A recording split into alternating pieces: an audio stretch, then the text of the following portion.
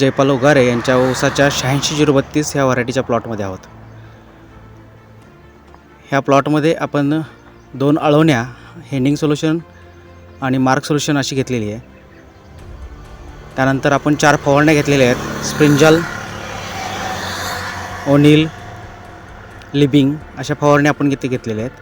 त्याचबरोबर बेसल डोसमध्ये आपण Mark solution, Sprengel solution, O'Neill solution, Gerald solution आणि हेनिंग सोल्युशन असे बेसल डोस आपण इथे दिलेले आहेत. सप्टेंबरची लावणी ही साधारणतः 12 ते 14 कांड्यावर ऊस आहे.